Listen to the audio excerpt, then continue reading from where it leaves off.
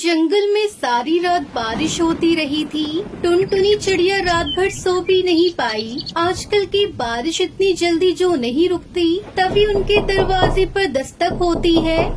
टुनटुनी चिड़िया दरवाजा खोलो, जल्दी से दरवाजा खोलो। चिड़िया मैं खाना लेने जा रहा था, सोचा जाते हुए तुम्हें भी साथ ले जाता हूँ। टुनटुनी चिड़िया खुश हो जाती है। मेरे पास छाता नहीं है, मैं भी यही सोच रही थी। अगर छाता होता तो मैं भी खाना ले आती। तुम मेरे छाते के नीचे आ जाओ और हम एक साथ ही वापस आ जाएंगे। फिर कालू कौवा और टुनटुनी चिड़िया दोनों खाना लेने चले जाते हैं। वो दोनों घने जंगल में चले जाते हैं। टुनटुनी चिड़िया और कालू कौवा एक घने पेड़ की डाल पर बैठ गए थे। तभी टुनटुनी चिड़िया को उस पेड़ पर एक मीठा फल मिल जाता है। टुनटुनी चिड़िया वो फल तोड़ लेती है। कालू भैया, मेरा खाना तो मिल गया। अब हम दोनों मिलकर आपके लिए भी खाना ढूंढ लेते हैं। तभी कालू कौवा उससे फल छीन लेता है।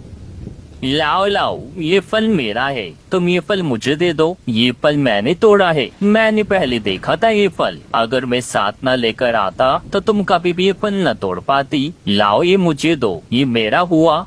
कालू भैया, ये मेरी बेटी सुनहरी खाएगी। लेकिन कालू कौवा टुनटुनी चिड़िया से वो फल छीन लेता है। टुनटुनी मैं जा रहा हूँ, अब खुद आ जाना बारिश में भीगते वापस कर, फिर पता चलेगा तुम्हें। कालू भैया, ऐसा ना करे। आपने ये फल भी छीन लिया और अब आप मुझे ऐसे बारिश में भीगने के लिए छोड़कर मत जाए। मगर कालू कौवा टुनटुनी चिड़िया की कोई बात सुने बिना ही वहाँ से चला जाता है। थोड़ी दूर जाकर कालू कौवा मजे से वो फल खा लेता है। मेरा पेट तो भर गया, अब मैं सुंदरी और जब्बू के लिए भी कोई चीज ढूंढ लेता हूँ। टुनटुनी चिड़िया बेचारी पेड़ की डाल पर बैठी हुई वो बहुत डरी हुई थी, क्योंकि ऐसी तेज बारिश में उड़कर वापस घर जाना भी मुश्किल था और उसे तो अभी दाना भी ढूंढना था।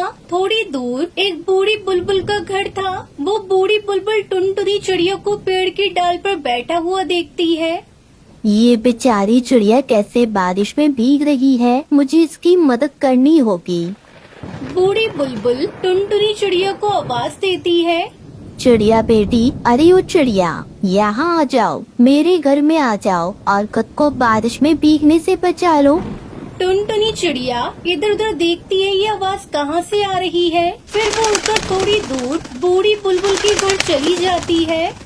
मैंने उस कालू कौवे का विश्वास किया और वो उसके साथ आ गई और वो मुझे बारिश में भीगने के लिए छोड़कर चला गया। चिड़िया बेटी, तुम्हारे पास छाता नहीं है क्या? नहीं माँ जी, मेरे पास छाता नहीं था, इसलिए तो मैं कालू कौवे के साथ आई थी।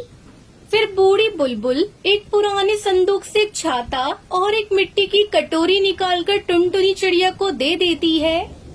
बेटी, ये छाता तुम्हारे लिए और ये कटोरी है मिट्टी की बनी हुई, मगर ये कोई साधारण कटोरी नहीं है। तुम जो इससे मांगोगी वो तुम्हें मिलेगा। माँ जी, क्या ये जादुई कटोरी है? ये मुझे भोजन भी दे सकती है क्या? हाँ, मगर तुम्हें कहना होगा सोने के झुमके, चांदी का हार, मिट्टी की कटोरी दे दे मुझे आहार। लो चिड़िया बेटी, ये लो, ये कटोरी लेकर तुम अपने घर जाओ और अपने बच्चों को भोजन दो और गरीब पक्षियों को भी जो भूखे बैठे हुए हैं। टुनटुनी चिड़िया वो छाता लेती है और मिट्टी की कटोरी लेकर वापस अपने घर चली जाती है। अरे कालू, मेरे और जग्गू के लिए क्या लाए हो खाने को? सुंदरी, एक मीठा फल वो भी टुनटुनी चिड़िया को मिला था, जो मैंने चिड़िया से छीन कर खा लिया। फिर मैंने सारा जंगल घूमा, मगर मुझे कुछ भी खाने को ना मिला।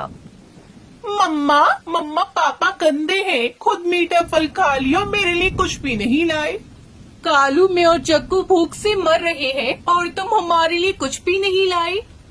सुंदरी, टुनटुनी चिड़िया जरूर कुछ न कुछ लेकर आई होगी, तुम जाकर चिड़िया से कोई चीज ले लो।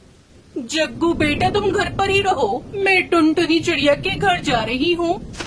सुंदरी को भी छाता लेती है और अपने घर से निकल जाती है। वही टुनटुनी की बेटी सुनहरी अपनी माँ से कहती है, मम्मा, ये छाता आपको कहाँ से मिला? बेटी, उस कालू कौवे ने तो मुझे धोखा दे दिया। वो मुझे रास्ते में ही बारिश में भीगता छोड़कर चला गया था। वो तो ऊपर वाले का शुक्र है, मुझे बूढ़ी बुलबुल ने मेरी मदद की, मुझे ये छाता दिया और ये जादुई मिट्टी की कटोरी भी। मम्मा, ये जादुई मिट्टी की कटोरी हमें भोजन भी देगी क्या? हाँ बेटा, उन बूढ़ी बुलबुल ने ऐसा ही बताया था। मैं अभी अपनी बेटी को भोजन देती हूँ। फिर टुनटुनी चिड़िया मिट्टी की कटोरी से कहती है, सोने के झुमके, चांदी का हार, मिट्टी की कटोरी, दे दे मुझे आहार। टुनटुनी चिड़िया ने इतना कहा ही था कि मिट्टी की कटोरी से फल और अनाज बाहर निकलता है, जिसे देखकर टुनटुनी बहुत खुश हो जाती है। फिर दोनों माँ बेटी पेट भरकर भोजन खाती है। वहीं दूसरी तरफ मिट्टू जी, मुझे बहुत भूख लगी है। एक बार टुनटुनी चिड़िया के पास जाओ, चिड़िया के पास जरूर कुछ न कुछ खाने को मिल जाएगा। मिट्टू और हरी तोती दोनों बातें ही कर रहे थे कि उनके दरवाजे पर दस्तक होती है। मिट्टू दरवाजा खोलता है। बाहर सुनहरी खड़ी थी। अंकल, ये फल और दाना माँ ने भेजा है। बारिश हो रही है ना, आपको भोजन की चिंता होगी। भोजन देखकर मिट्टू तोता तो खुशी से उछलने लगता है। सुनहरी मिट्टू अंकल को भोजन देकर चली जाती है। वहीं सुंदरी कौवी टुनटुनी चिड़िया के घर पहुंच जाती है। टुनटुनी चिड़िया, दरवाजा खोलो, मुझे बहुत जोरों की भूख लगी है, हमें कुछ खाने के लिए दे दो। टुनटुनी चिड़िया दरवाजा खोलती है। सुंदरी, मुझे पता था तुम जरूर आओगी, क्योंकि तुम्हारा पति कालू कौवा इतना लालची है कि अपना पेट तो भर लिया, मगर तुम्हारे लिए कुछ भी लेकर नहीं आया। टुनटुनी चिड़िया, वो खुद तो मीठा फल खा कर आ गया, मैं और मेरा बेटा बहुत भूखे हैं। सुंदरी, वो मुझे बारिश में अपने साथ लेकर गया और फिर बारिश में मुझे छोड़कर मेरा फल छीनकर वहाँ से भाग गया। ये लो, ये पूरी टोकरी फलों की तुम ले जाओ, मगर याद रखना तुम इनमें से कालू को कुछ नहीं दोगी। अगर तुमने कुछ दिया तो मैं दोबारा तुम्हें कुछ भी चीज नहीं दूंगी। टुनटुनी चिड़िया, मैं वादा करती हूँ, मगर तुम मेरे और मेरे बेटे के लिए भोजन तो दे दो। टुनटुनी चिड़िया फलों की टोकरी सुंदरी कौवी को दे देती है। फिर वो घर आ जाती है। तभी कालू कौवा अपनी पत्नी से कहता है, ये इतने सारे फल कहाँ से आए? जिस टुनटुनी चिड़िया से तुमने फल छीना था, मुझे ये सब उसी ने दिया है, मगर इन फलों में से तुम्हें कुछ नहीं मिलने वाला। फिर सुंदरी कौवी और उसका बेटा मजे से फल खाते हैं। अगर मैंने टुनटुनी चिड़िया से फल छीन कर ना खाया होता तो मैं भी ये फल खाता।